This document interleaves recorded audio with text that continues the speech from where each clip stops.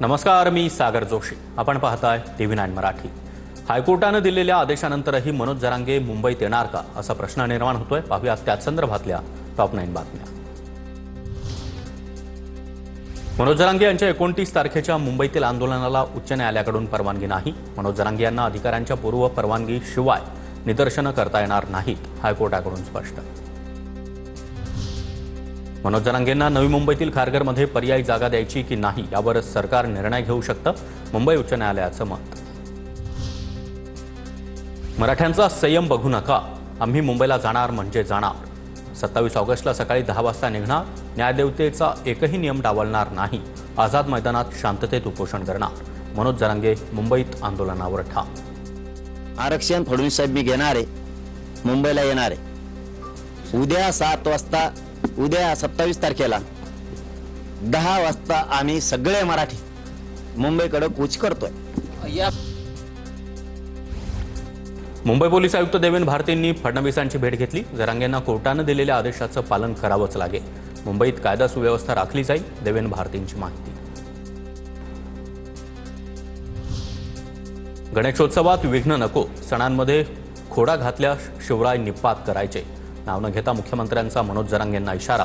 तर आम्हीही हिंदूच, गणेश भक्तांना त्रास होणार नाही, जरांगेंचं उत्तर.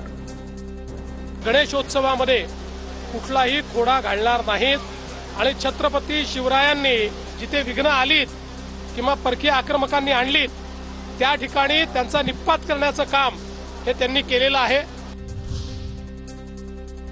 स्वतःला शिवरायांचा मावळा मांडणारा कधीही खालच्या भाषेत बोलणार नाही. माझ्या पाठीशी आईसह सर्व महाराष्ट्राचा आशीर्वाद. फडणवीसांची प्रतिक्रिया. तर मी शिवी दिली नाही तरीही शब्द मागे घेतला, जरांगेंकडून स्पष्ट. त्याला तुम्ही गैरअर्थ धरू नका, कारण तुमची आई ही आमची आई आहे. तुम्ही राज्याचे प्रमुख आहेत म्हणलं, तुमची आई सुद्धा राज्याची प्रमुख आहे. लेकर आहेत आम्ही राज्यातले. एखादा शब्द गेला तरी ते भाषणात ती शिनायची, तरी 1 मिनिटात आम्ही काय म्हणलो, आम्ही शब्द मागे घ्या. त्याच्यापेक्षा काय पाहिजे. स्वतःला शिवरायांचा मावळा मांडणारा कधीही खालच्या भाषेत बोलणार नाही. माझ्या पाठीशी आईसह संपूर्ण महाराष्ट्राचा आशीर्वाद. मनोज जरांगेंबाबतच्या प्रश्नावर देवेंद्र फडणवीसांची प्रतिक्रिया.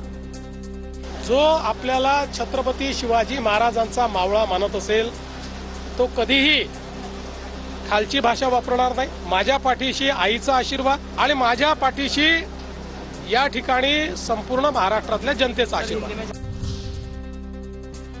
सरकार उलथवण्याची भाषा अयोग्य. आया बहिणींवरील एकेरी भाषा सहन करणार नाही.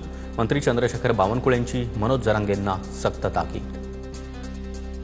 फडणवीसजींनी आपली प्रतिष्ठा पणाला लावून त्या ठिकाणी मराठा आरक्षण दिलं.